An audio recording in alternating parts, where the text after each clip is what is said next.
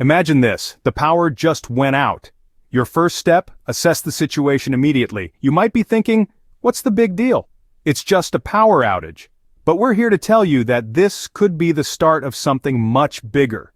It's crucial to determine the scope of the blackout. Is it just your house, your street, or is the entire city in darkness? There are a few ways to find out. Check if your neighbor's lights are out. See if the street lights are off. Try calling a friend or family member who lives nearby. If you have a battery-powered radio, tune in to the local news. You could also check your cell service. If the towers are down, it could indicate a widespread outage. Now, here's the key part. Regardless of the blackout scope, you need to prepare as if it's going to last indefinitely. Yes, you heard that right. Because if this is a widespread event, there's no telling when the power will come back on. You might be tempted to just sit tight and hope for the best, but hope isn't a strategy, and the sooner you start preparing, the better off you'll be. So put on your game face, pull out your emergency kit, and get ready to take action. But before you do anything else, take a deep breath. Staying calm is absolutely vital in a situation like this. Panic leads to poor decisions. It can cause you to waste valuable resources and miss important details, so keep your cool. Remember, you've got this. And while you're at it, reassure your family members too. They'll be looking to you for guidance. Remind them that you've prepared for this, that you have a plan. It might not be a perfect plan, but it's a plan nonetheless. And having a plan is half the battle. Remember, staying calm and assessing the situation is the first step to survival. So take that first step, and then take the next one. Because in a blackout, every minute counts. And what you do in the first 24 hours can make all the difference. Now that you've assessed the situation, it's time to secure your water sources. Water is the essence of life, and in a blackout situation, it's one of the first resources that could run scarce. So, how do we go about this? First, fill up all available containers with tap water while it's still running. This includes bathtubs, sinks, water jugs, pots, and even bottles. You'd be surprised how much water a bathtub can hold, enough to sustain a family of 4 for a couple of weeks. Next, consider other water sources in your home. Did you know that your water heater and toilet tanks are reservoirs of potential drinking water? Yep, that's right. Your water heater can hold up to 40 gallons of water, and the back of your toilet tank can provide an additional couple of gallons. Just ensure to skip the bowl, folks. Now I know what you're thinking. Drinking from the toilet tank? Really?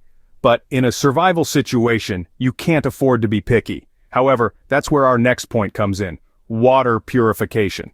Invest in a good water filtration system. There are numerous options available, from simple LifeStraw personal water filters to more complex Sawyer filters. Boiling your water is also an effective method of purification, but it's dependent on having a heat source. Remember, securing water isn't just about drinking. You'll need water for cooking, cleaning, and sanitation. So don't skimp on this step. Lastly, always have a backup plan. Maybe it's a nearby stream or a rainwater collection system. Just ensure it's a reliable source and you have a way to transport the water back to your home. Securing your water source is a crucial step. Don't overlook it. It's not just about quenching your thirst, it's about survival. In the next scene, we'll talk about preserving perishables. Because what good is water if you don't have food to go with it, right? With water secured, your next concern should be food. Let's talk about preserving perishable items. In an outage, your refrigerator and freezer become your best friends. They're essentially large coolers which, when kept closed, can buy you anywhere from 4 to 24 extra hours of cold storage. The trick is to resist the temptation to peek inside every 5 minutes. Every time you open the door, you let out precious cold air. Next, you need to prioritize your food consumption. You might have a pantry full of canned goods and dehydrated meals, but your first focus should be the perishables. Dairy products, meats, fruits, and vegetables. These are the items that will go bad first. These are what you should eat before you crack open a can of beans. But what if you have more perishables than you can consume in a day or two? This is where creativity comes into play. Consider cooking bulk meals. If you have a gas stove or a grill, use them to cook up large amounts of food. This not only helps you consume perishables before they spoil, it also gives you ready-to-eat meals for the next few days. This approach has several benefits. First, it allows you to use up perishable items before they go bad.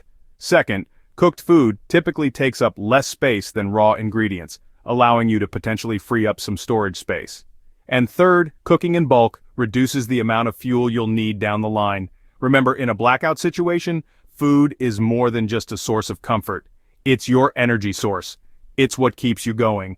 And, like any other resource in a survival situation, it should be managed wisely. Preserving perishables might seem like a daunting task, especially when you're dealing with a blackout situation. But by keeping your fridge and freezer closed, prioritizing your perishables, and cooking in bulk, you can extend the life of your food supplies. Remember, food is your energy source. Make it last. In the dark? Here's how to establish emergency lighting and power solutions. When the grid goes down, the world doesn't suddenly stop, but it sure gets a lot darker. And in the shadowy corners of a blackout, light is more than just a convenience. It's a lifeline. So what's the game plan? First up, we're talking about battery-powered lanterns, flashlights, and solar lights. These are your best friends in a blackout. They're safe, they're portable, and they're reliable. But remember, avoid using open flames as a light source indoors. It's a fire risk, and it consumes precious oxygen. Next, you'll want to deploy your backup power sources. We're talking about solar chargers, hand-crank radios, and power banks. These devices can keep your critical electronics up and running from your phone to your radio, even your medical devices if needed. Solar chargers are particularly useful because as long as there's sun, they'll keep on charging. Hand-crank radios, on the other hand, provide a two-for-one solution, offering both information from the outside world and a source of power. Now, here's a pro tip. Rotate your power usage to extend battery life on critical devices. Don't leave everything turned on all the time. Use what you need when you need it and switch off when you don't. This way, you'll squeeze every last bit of juice out of those batteries, and trust us, in a blackout, every bit counts. But remember, while light is crucial, it can also reveal your position to others. So be smart about it. Use light sparingly, especially at night. And if you need to move around outside, use a red filter on your flashlight to stay less visible. No one knows how long the lights will be out. It could be a few hours, or it could be a few days.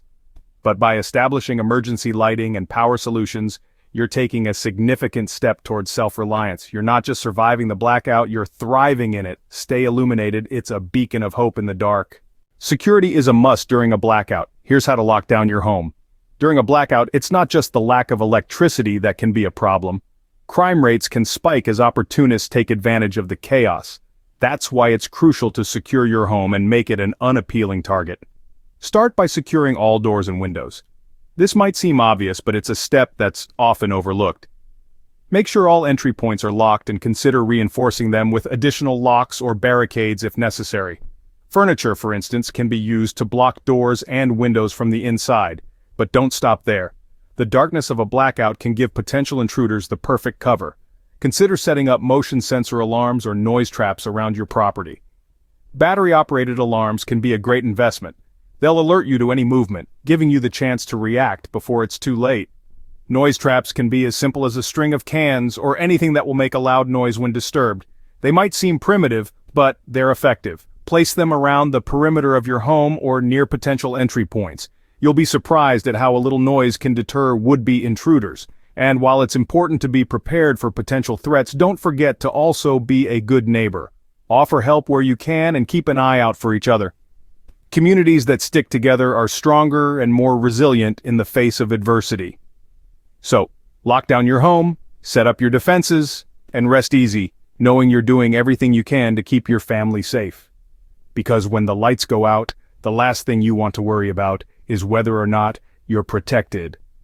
Your home is your fortress. Secure it. Now let's talk about keeping a low profile. In a blackout scenario, information is a double-edged sword. While it's important to stay informed, oversharing can put you at risk. It's crucial to limit the information you share. You might feel inclined to discuss your preparations with neighbors, but remember, desperate times can push people to desperate measures. If strangers come knocking for help, be cautious. Assess the situation and potential threats before engaging. In a world plunged into darkness, your resources are precious and not everyone may have your best interests at heart. At night, keep a low profile. Bright lights or the smell of cooking can attract unwanted attention. The goal is to blend in, not stand out. The less people know about your resources, the safer you are. It's a delicate balance between community and security, but in times of crisis, silence is golden. Extreme weather can make a blackout deadly. Here's how to prepare. When a power outage strikes during a season of extreme weather, it's not just a matter of inconvenience, it's a matter of survival. The ability to regulate the temperature in your home can be the difference between comfort and crisis, even life and death. In the winter, insulating your home is crucial. Focus on windows and doors, as these are often the biggest culprits for heat loss. You can use anything from plastic film to heavy blankets to block out the cold, and remember, you don't have to heat the whole house. Choose one room, preferably the smallest, and make it your warm room. This is where you'll hunker down until the power comes back on. Next, let's talk about safe heating sources. Kerosene heaters, propane stoves, or wood burners can all be good options, but each comes with its own set of risks. Always ensure proper ventilation to avoid carbon monoxide poisoning and never leave these sources unattended. Now, what if it's summer and the heat is the problem? First, block out as much sun as possible. Use blinds, curtains, or even aluminum foil on windows to reflect the heat away. Battery-powered fans can provide a breeze, but remember, they're not a long-term solution. The key here is to stay hydrated. Drink plenty of water and avoid strenuous activities during the hottest part of the day. In both scenarios, remember to dress appropriately. Layer up in the winter and wear loose, light-colored clothing in the summer. Finally, keep a close eye on the vulnerable members of your household. The young, the elderly, and those with chronic illnesses are particularly sensitive to extreme temperatures. Remember, the environment is a factor. Plan accordingly. The key to survival isn't just about having the right tools, it's about knowing how to use them effectively. So, take these tips to heart and stay one step ahead of the blackout. Your survival may depend on it. The first 24 hours have passed. What's next? We're now entering the crucial second day of the blackout. The initial shock may have worn off, but this is no time for complacency. The next 48 hours could be just as challenging, if not more so. This is the time to take stock of what you have, what you need, and what your next steps should be. First things first, inventory your supplies. Know exactly what you have on hand and how long it can last. This includes food, water, fuel, and even batteries. It's important to be realistic about your consumption rates. Remember, conserving resources is key in this situation. Next, make an action plan for securing more resources if needed. This might involve tapping into any hidden water sources around your home or even foraging for food if it's safe to do so. It might also mean rationing your supplies more strictly. Plan for the worst-case scenario. If the situation doesn't improve, you'll need to be ready to adapt. Lastly, be ready to bug out if necessary. If social unrest intensifies, if a fire breaks out, or if extreme cold sets in, staying put might not be the safest option. Have a bug-out bag ready, know your evacuation routes, and be prepared to leave on short notice. Your safety is paramount. The first 24 hours are crucial, but surviving a blackout is a marathon, not a sprint.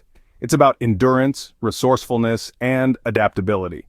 It's about making decisions that might be difficult but are necessary for survival. The next 48 hours will test your resolve, but with careful planning and preparation, you can navigate this challenging situation. Remember, the goal is not just to survive, but to thrive.